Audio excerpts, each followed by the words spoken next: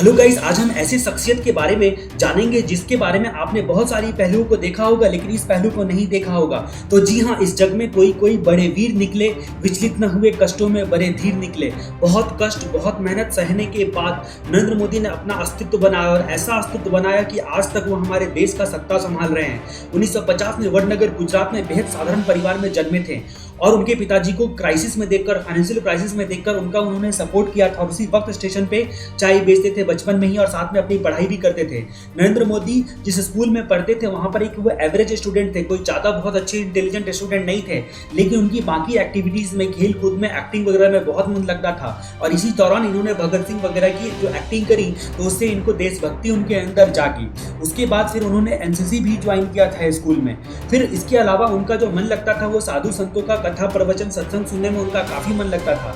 एक वक्त ऐसा आया जब स्कूल में उनका मन नहीं लग रहा था तो वो साधुओं के साथ वो निकल पड़े और वो हिमालय पर पहुंचे। हिमालय पर उन पे एक संत मिलते हैं और वो संत कहते हैं कि तुम्हारी जगह ये नहीं है, तुम संसार में जाओ और संसार में जाने के बाद तुम राजनीति ज्वाइन करो और वहीं से तुम जो है देश की सेवा कर पाओगे, वहीं से तुम्हारा मकसद तुमको दिखाई देगा। उसके बाद 1967 में 17 साल की उम्र में वो अहमदाबाद पहुंचते हैं और वो आरएसएस ज्वाइन करते हैं और आरएसएस ज्वाइन करने के बाद 1974 में वो नवनिर्माण आंदोलन में शामिल होते हैं और आरएसएस में भी उन्होंने मन लगाकर सेवा की। वो एक बहुत अच्छे कार्यकर्ता थे, बहुत मेहनत की आरएसएस में। तब जाके उन्हें बहुत ज़्यादा जो है ना आगे बढ़ाया गया और उनको राष्ट्रीय स्वयंसेवक संघ यानी कि आरएसएस का प्रचारक बनाया गया।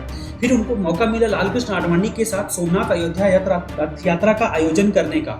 उसमें उन्होंने रथ यात्रा का आयोजन किया था, जी हाँ, मैनेजमेंट किया था। उसके बाद वो भारतीय जनता पार्टी की ओर से कई राज्यों के प्रभारी बनाए गए जो कि मैनेजमेंट किया करते थे। नरेंद्र मोदी बहुत मेहनती कार्यकर्ता थे। आरएसएस में बड़ी बड़ी शिविरों का आयोजन करना, मैनेजमेंट का कमान संभालना और उसके बाद ट्रेन की टिकट का बुकिंग करना, चिट्ठियों को पढ़ना और उसका जवाब देना, ये सब मुख्य काम हुआ करते थे नरेंद्र मोदी का।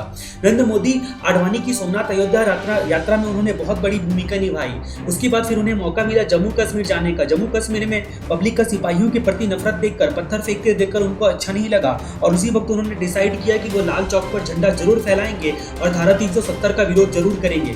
उसके बाद 1995 में भारतीय जनता पार्टी का राष्ट्रीय सचिव और 5 राज्यों की पार्टी का प्रभारी उनको बनाया गया। 2001 में केशुभाई पटेल को मुख्यमंत्री पद से हटाने के बाद मोदी को गुजरात का कमान सौंपा गया और गुजरात पे भूकंप आया था और 20,000 से ज्यादा लोग मारे गए थे। ये सारी चीजें हुई थी। उसके बाद मोदी के सत्ता संभालने के लगभग 5 महीने बाद ही गोधरा रेल हादसा हुआ जिसमें कई हिंदू सेवक मारे गए थे। उसके ठीक बाद फरवरी 2002 में ही गुजरात में बहुत भयंकर दंगा भड़क गया। इस दंगा से भी मोदी की छवि बहुत धूल में मिली, लेकिन उन्होंने अपनी छवि को परवाह किए बिना उन्होंने प्रचार किया और प्रचार करने के बाद 2002 में विधानसभा में उनकी भारी मतों से जीत हुई। उसके बाद भी धोनी वहां पर मोदी रुके नहीं। 2007 के विधानसभा में चुनावों में उन्होंने गुजरात में जो विकास का मुद्दा बनाया उसकी वजह से 2012 में फिर वो शामिल हो गए और 2012 में उनका गुजरात का डेवलपमेंट देखकर पूरी दुनिया में तहलका मच गया। पूरी दुनिया ने उनकी इस तरक्की को देखा और गुजरात को एक मॉडल मानना चालू कर दिया। देश में कई विकसित राज्यों में से गुजरात का नाम नंबर 1 पे आने लगा और इस तरह से फाइनेंशियल क्राइसिस से कई तरह से गुजरात ने भारत को निकलने में मदद किया। और नरेंद्र मोदी का वर्चस्व ऐसा छाया कि दिल्ली में बड़े बड़े दिग्गज नेताओं के अलावा नरेंद्र मोदी को प्रधानमंत्री का उम्मीदवार माना जाने लगा और उसके बाद नरेंद्र मोदी को प्रधानमंत्री का उम्मीदवार घोषित किया गया। बड़े बड़े दिग्गज नेताओं को बीजेपी में रोककर और नरेंद्र मोदी को आगे बढ़ाया गया और बीजेपी का ये दाव इतना सफल रहा कि आज तक 2022 तक आप नरेंद्र मोदी को प्रधानमंत्री के रूप में देखते हो और आगे भी अगली बार भी शायद वो सत्ता में आ जाए। तो नरेंद्र मोदी की कहानी से आपको क्या सीखने को मिलता है कि जीवन में स्थिति कैसी भी हो, परिस्थिति कैसी भी हो, दुख कितना भी आए, तकलीफ कितना भी आए, मेहनत कितना भी करना पड़े, कोई भी काम को छोटा ना समझे। नरेंद्र मोदी ने बर्तन साफ किया, झाड़ू दिया, बाथरूम साफ किया।